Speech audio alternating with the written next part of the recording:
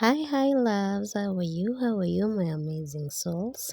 It's your disability advocate because that's what I'm doing on this episode. Mentor Katrina. Yeah, this happened on 29th of October. You see, guys, you really need to follow me on IG at Caterina underscore N1 because you would have watched this if for those who didn't. So, yeah, please follow me on IG, on Facebook, on TikTok, so that you get this firsthand. Imagine now it's coming much later to you. Anywho,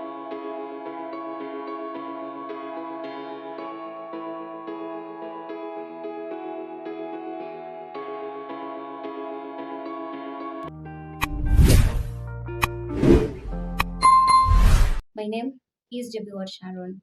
On 25th October every year, the world celebrates International Dwarfism Day. And in today's episode, we'll look at its role in creating awareness about short stature. So joining me in studio to discuss this is Katrina Nyambura, a disability rights advocate. Welcome to the program. thank you so much. I'm also joined by Ruth Mweni, Vice President, Short Stature Society of Kenya. Welcome to the program. Thank you. And I'm also joined by Josephine Ashivaka, a member of the Short Stature Society of Kenya. Welcome to the program. Thank you so much. Yeah, so on Saturday, the world marked International Dwarfism Day. So maybe if I could start with you, Catherine, could you share a bit of your journey with dwarfism and how your personal experience has shaped your perspective? Um, Thank you, Sharon. My journey with dwarfism, I actually got to understand that it's even a disability way much when I was much older. I didn't know, so I grew up hearing what actually I still hear to date. People saying like, "She's okay, she's just short. She's okay, she's just short." But of course, you are experiencing the challenges that come with dwarfism, but society doesn't accept you because you seem a little bit taller. So it wasn't until around 2016 when I met Ruth and the president and others, and they are the ones who informed me you are one of us. And I was like, what do you mean I'm one of you? So it took time to like self accept and the self love and everything. It took a moment. It wasn't easy because that was the realization of, oh, so this is why I go through this is why I go through that, and what doesn't happen to the average height person. Finally, when I did that, I started the process of being assessed, getting accepted as a person with disability in the country, and here we are. Oh, okay. That's a very amazing journey, Thank an you. amazing journey of inspiration and strength. So, to you, Josephine, how has your journey been? My journey has not been it has not been easy, but through accepting myself and doing what is expected as a person of short stature, it comes with so many challenges. Accessibility being one of it. When you are doing your daily course, when you are doing the daily jobs, there are a lot of problems you come across, but just accepting yourself and knowing how to deal with them makes you be yourself. It is all about accepting yourself. If you don't accept yourself as a person with dwarfism, you can't make it in life. Okay. So I've gone through so many challenges, but I reached at a place and then I just found out that I cannot change my height. I cannot change myself. Even if you abuse people on the road who talk negatively about you, there's nothing you can change in life. So it is all about accepting yourself and doing whatever you're supposed to do and moving on. Okay, that's Yeah. a very great message you've shared. That it all starts with accepting yourself. Yeah, I also have the Vice President of Short Stature Society of Kenya on my other end, Ruth Mweni. So we've had the experience from Kate. We've also had from Josephine. So and we just celebrated International Dwarfism Day. So what does this day mean to you? Thank you so much. This day means creating awareness about ourselves and educating the society about the space that we are. This world is like it was meant for average height people, forgetting that we also exist. So it's creating awareness and advocacy, educating the society and also ourselves, giving mentorship programs to our members, and also making sure that through education we are creating an inclusive society for us all. Okay. Yeah. Thank you so much for sharing the importance and helping us understand what international it's the significance of International Dwarfism Day in our society today. So maybe you going through your experience, Catherine. So you've met people, and of course there are misconceptions about people with dwarfism. So Mhm. do you have anything to clarify about them? And maybe you can tell us what are some of them. Okay, there's there's the common one where people say that short teacher people we are ever angry and all that, you know. But we tell people you make us this way. You see, by the time we are leaving our houses, even getting to the stage, if you do not have like your own car, I've been called names, I've been stared at, I've been pointed at, others even laugh outrightly at your face. So if one, two, three people are doing this to me, by the time I'm getting where I'm going, how do you think I'm feeling? So I didn't wake up angry. I didn't want to be angry, but you're doing things like you really do not care. I'm human enough. You see, being short doesn't mean I don't have feelings, I don't have a heart. So it's people that make us now you've gotten to a place where you're like, God enough. So perhaps the fifth person, you'll be like, now you're going to carry it for the others because now I've really had it. So yeah, that's a misconception that people have. The other one is like I've said, people are like, but you're just short, you know. And for this, I tell people, please do not judge what you don't know because the shortness comes with its challenges. And perhaps if they took just a day being me or being one of us here, they couldn't make it. Mhm. Yeah, so get to understand the challenges we go through because of the dwarfism condition before you start judging and telling someone they're just short. Mhm. Yeah. Okay, thank you so much for mentioning the misconceptions that people have about dwarfism. Maybe Josephine, is there anything that Kate has not mentioned that you think is a misconception that people have about dwarfism? No, it's just about the one that if I add on what she has just said, people just always think that we are always angry. That one, it is there for everyone, and it is the environment that puts us that way. And it is not even only for short stature alone, all persons with disabilities, because wherever you go, when you wake up in the morning, you always just meet someone who will just make you angry. So it is inside us. Let us accept, but not take us that we are just good people, but it is the environment and the people that make us to be so. Okay, Yeah. thank you so much for clarifying that, and we hope that in this society that we live in today, people will start embracing people with short stature. To you, Moini, you are the vice president of this society, so maybe you can tell us what inspired the formation of this society, because I believe it is important for people with short stature and it is their support system. Let me first of all say that this movement was started during a birthday celebration by Billy Batty in 1957, an American actor. We just celebrated his birthday on 25th October and saw that it's important for people of short stature or people with the condition of dwarfism to come together and show their existence. So with him starting a this, it has triggered all over the world. And for us to start this movement, it was also triggered through a sport event that I attended in America. I'm an athlete, so I participate in table tennis and para badminton. And I saw their formation there, and it was a good experience for me. So I said, why not start it in Kenya?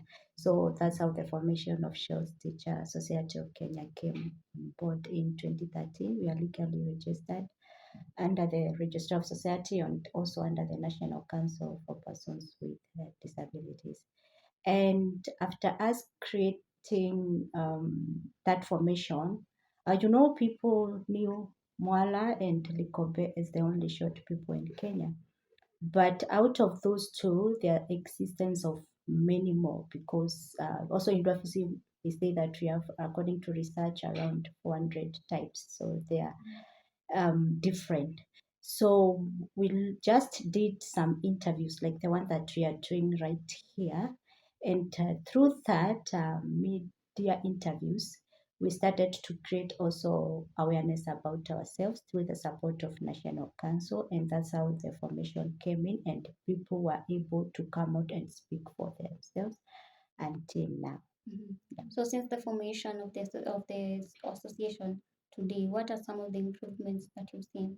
Improvement has been there because there has been a recognition by the government through the National Council for Persons with Disabilities, whereby our members are now registered as persons with disabilities. Recognition in terms of employment through private sector and also in the government and also in the media, just a few to mention, and different NGOs. They have been able to create space for inclusivity for persons with a condition of dwarfism.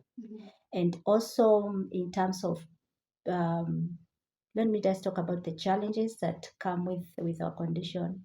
The way they have said about the societal perception, environmental perception, that's a challenge.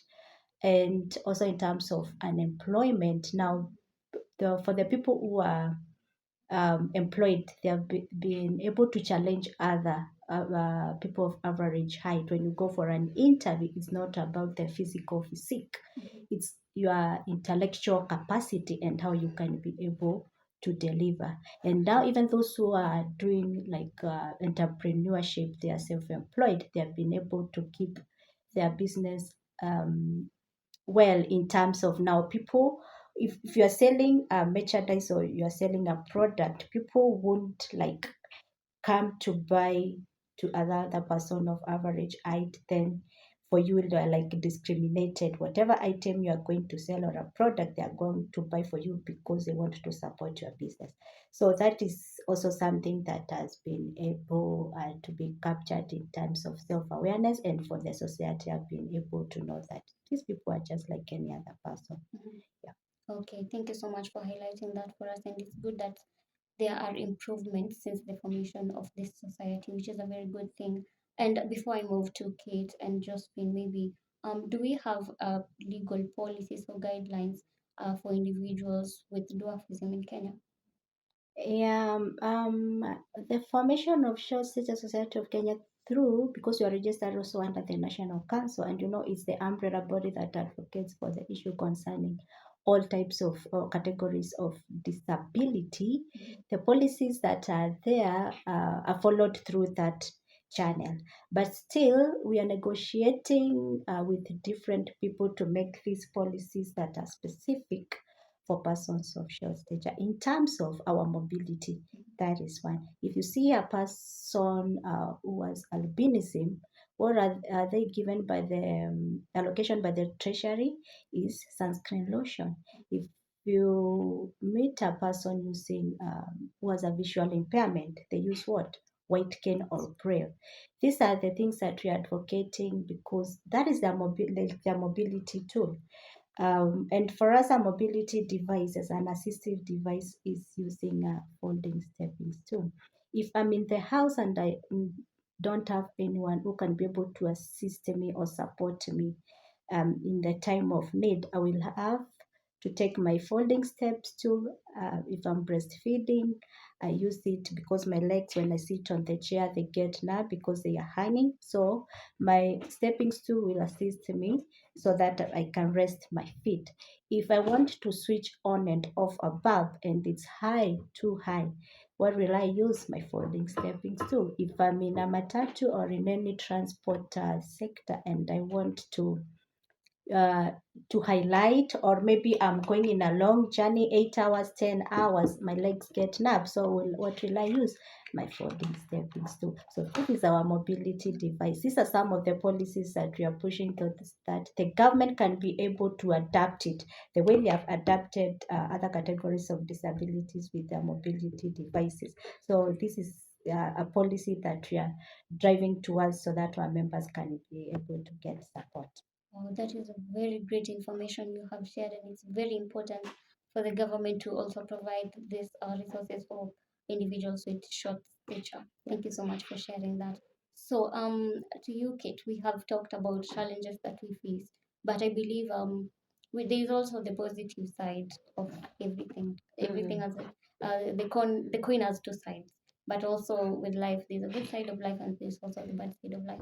So, with your experience, what is that thing that you've gone through that you say that you think has stood out in your life, despite you having this condition?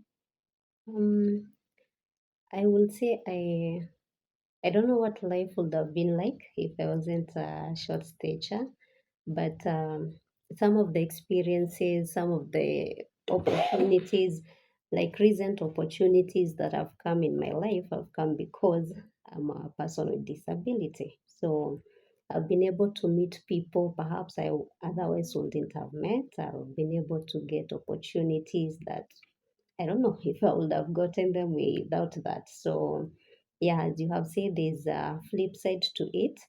So, yeah, I think even coming here, you Yeah. wouldn't have known me if it wasn't for that aspect. Okay. So, there are doors that have opened Mhm. because of the disability. So thank you so much for that. That's so amazing. Mhm. What about you, Josephine? Yes, for me, I'm a sports lady. I didn't introduce myself by by that. Uh-huh. I throw short put, and it has enabled me to travel to countries like Morocco and Dubai. So through that, I believe it is my height and accepting myself and my ability, what I can do. Mm. Because if I could say that I have a short hand, I cannot throw short put. Mhm. It is all about doing what you love and accepting yourself just that way. Okay. Yeah, so it has opened for me those doors, and I'm still doing well, and I'm still preparing for the next games, maybe in next year. So that is my success. Oh, that's a very amazing story from you. It's so great and it's inspiring. Um, Yes, so that when we share these stories, people get to see the positive side of things as well, you know. Yeah. Yeah, so thank you so much for that. To you, the Vice President, Madam Vice President. So, we also have the healthcare side of us people with short stature. So, maybe how accessible are healthcare services for people with dwarfism, and what improvements are needed in the healthcare system? That has been a challenge, I can say, because of our physical physique. That when people look at you first, they can ask if you're a woman, can we be able to get pregnant? Um, if you are a guy, can you be able to make the woman have a baby? That's a challenge. The other thing is, are these services affordable? Are they accessible? Are the facilities accessible? Are the doctors or the professionals in medical, are those who give those services, are they aware about our needs? Because if I'm a woman of short stature and I'm going to get a baby, I'm expectant, and there's an average person who people define as this is the right person, in quote unquote, who can expect to get a baby. And I go to the hospital and I'm expecting a baby. The doctors first, or the nurses, or the people who are in the healthcare service, the way they treat you, it's different from the way they treat an average person. First, when even you are seeking for those services, it's totally different because, I mean, it's a world that, like I mentioned before, that was meant for average people.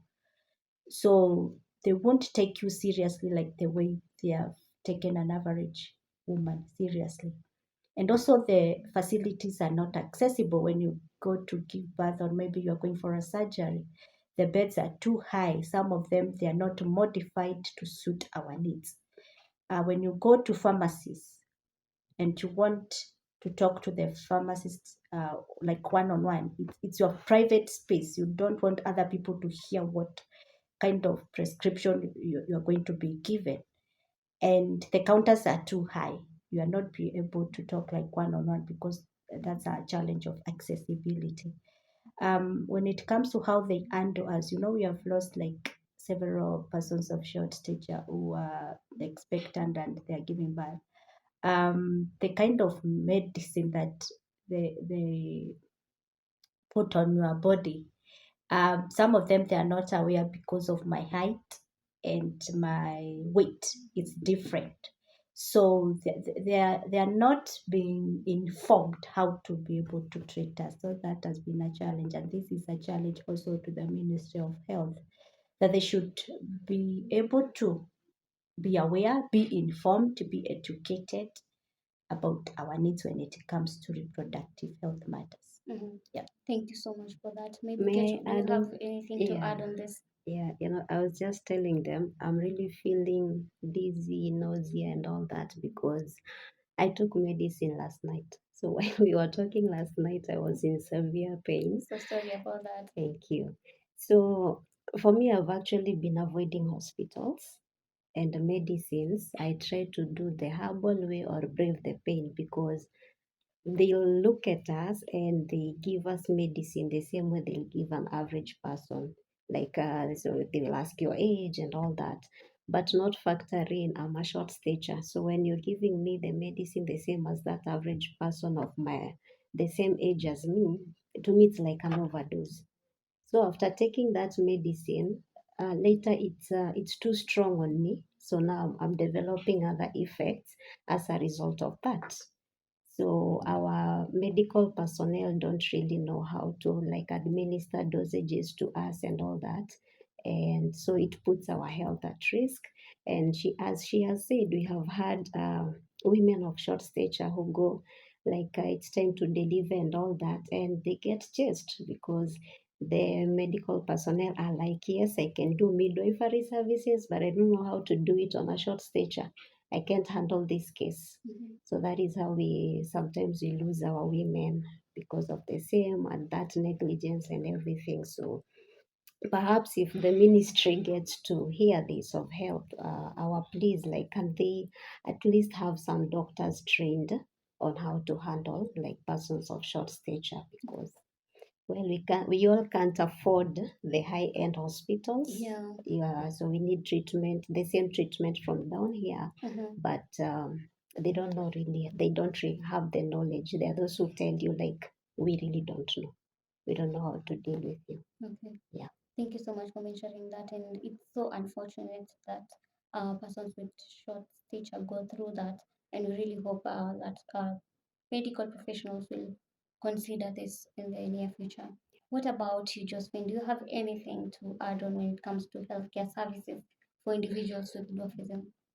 No, maybe what I can just add on is that perspective that the reception that people give you, who made you pregnant? They believe Yeah. that you should not get pregnant. Maybe it is a crime. Then they are shocked even when you when you go to attend your regular clinics. Now you find that you are uncomfortable. And what is that question? Who made you pregnant? Am I not supposed to be pregnant? And who said short people cannot carry pregnancy? So such an initiative should stop. Such perspective should stop. Yeah, Yeah. that is so unfortunate, and there is need for creating awareness when it Yeah. comes to that, so that people understand that even persons with short stature are normal human beings. Yeah. Yeah. So we've talked about the challenges that we face. So maybe what advice do you have for parents who have children with dwarfism, and when it comes to maybe helping them navigate societal situations? What advice do you have for them? Kat? I will say, please embrace your child. Please, because the first support system should be your family. If you don't get it from home, it becomes hard even on you to accept yourself and to love yourself. Because, if you have a support system that can back you even when you are undergoing all these barriers and challenges out there, at the back of your mind, I'll go home, I have someone I can cry to, someone who will tell me, don't worry about them, we love you, we treasure you, you're a blessing and all that.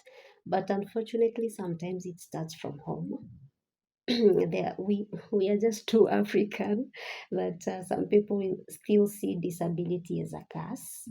That this family, something went wrong, and I don't know what is wrong with our men. They run away after such a child is born. So the lady, your mother, is left with you, struggling with you, and all that. So the burden sometimes becomes heavier on the woman.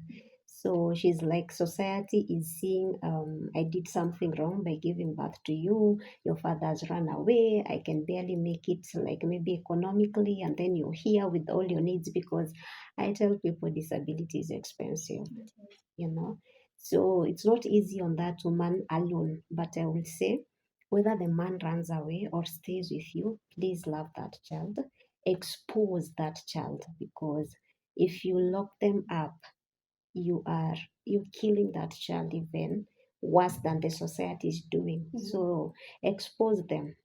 There are good people as there are bad people out here. He or she may get some that are going to just bond with them and everything. So let there be love, let there be acceptance and exposure right from the family setup.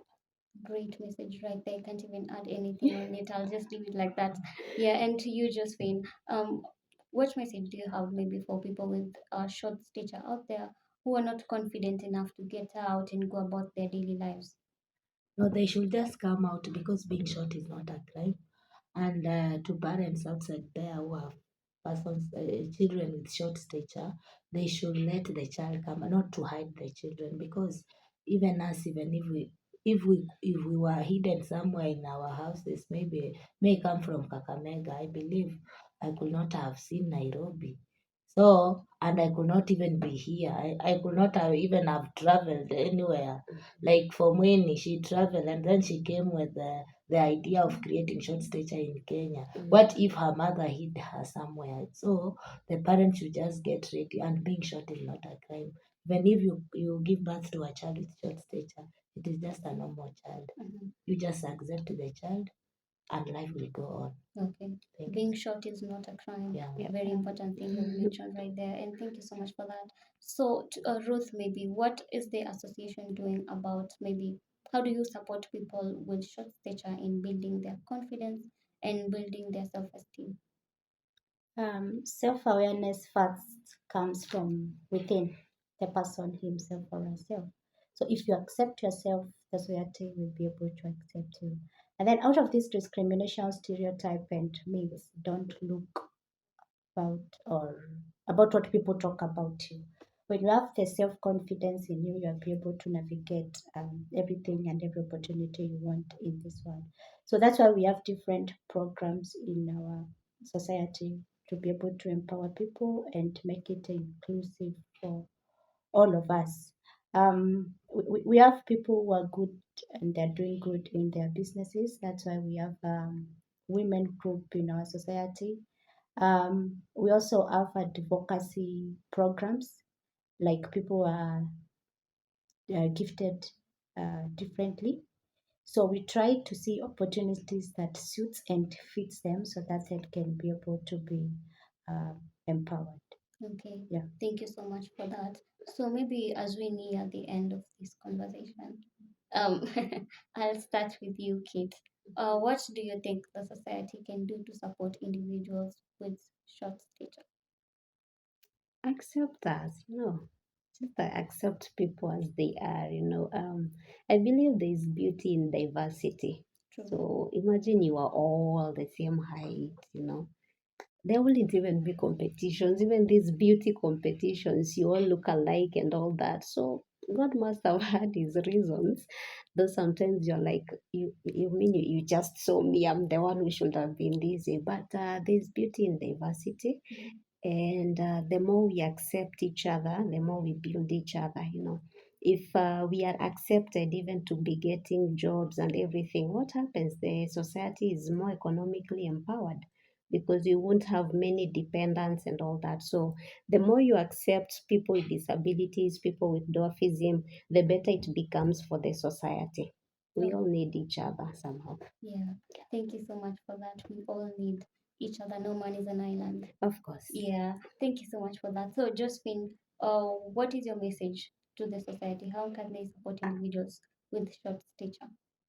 Just by accepting us, living with us normally as they live with other average people. Because there is this look someone will give a short stature person. Maybe you are on a wheelchair. A person will you as a person with short stature, you'll be stared at compared to the person on a wheelchair or and a person with albinism. So we are just in the other categories of disability. So they should not see it as short stature like it is another special disability. Mhm. Yeah. And they should just accept us and we live normally with them. Okay. Yeah. Thank, We just live a normal life. mhm. Yeah. Thank you so much for that. So, maybe to you, Mweni, how do you envision the future of people with dwarfism in Kenya, and what milestones are you working towards achieving it? I can say the future is great. The opportunities are there, despite the just few challenges that we face on an everyday life. But through our membership and through different networks that we have, I believe our members have grown from somewhere and they're heading to somewhere. Because when we started the organization, we were just few of us, but now at the moment we are, according to our database, we are running over like 250 people.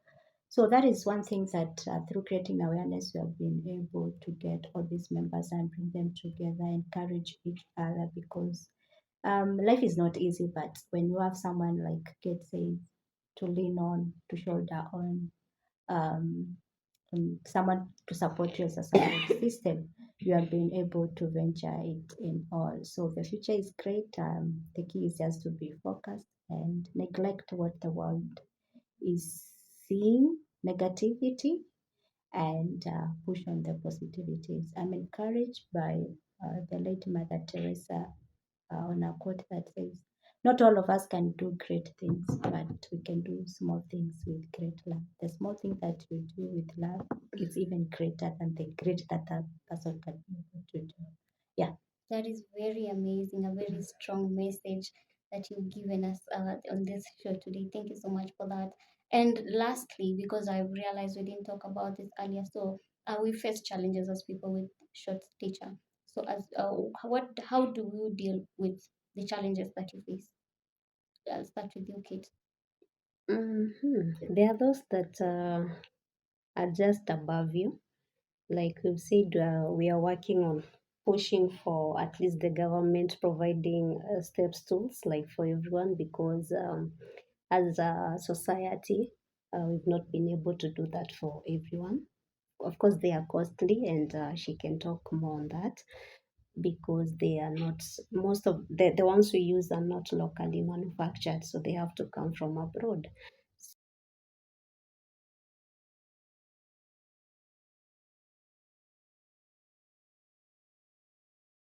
Yeah. So maybe Josephine, how do you deal with the challenges that you face, and how do you motivate yourself each day to keep on going? As in my daily activities, for example, when I'm at the house, when I don't have a step stool, you know, before the idea of a folding step stool came in, we had our locally manufactured stools, the ones made of wood, Mhm. and they'll assist you to put clothes on the line. Mhm. So that is how you just move on with life because life has become expensive. And the folding step stool that we are talking about, it is costly. So when you cannot afford it, you just come up with, you just improvise something that will make you move. Because we have a challenge when putting our clothes on the line after washing them.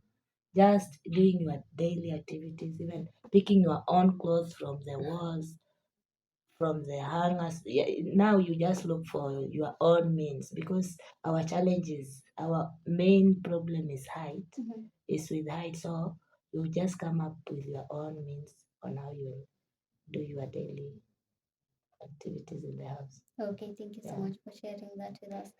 To you, Mueni, how do you deal with the challenges that comes about life and being a person with short stature? Uh, Let me say, before at an early stage, it was very difficult for me. But nowadays, through self confidence, self awareness, I've managed it all. And in life, you have to manage what you can, Mhm. navigate and sail through what you are able to get or achieve. But the rest, just leave it and leave everything to God and focus on your life. Simple. Well, that's very short and brief and very clear. Thank you so much for that. Oh, maybe Sharon, Uh-huh. most of us we don't even do like some chores ourselves. Mhm. We have to be like maybe doing laundry because of our backs. Yeah. Because I think those are the things that people don't know. You can easily hurt a person with short stature because our limbs are not as strong as the other person. So we've noticed because you'll be like, why? After washing just a few clothes, my back is feeling Mhm. on fire like that. So you're like, oh. Then you talk with each other when you meet and you find out, so this is our thing. Mhm. Okay.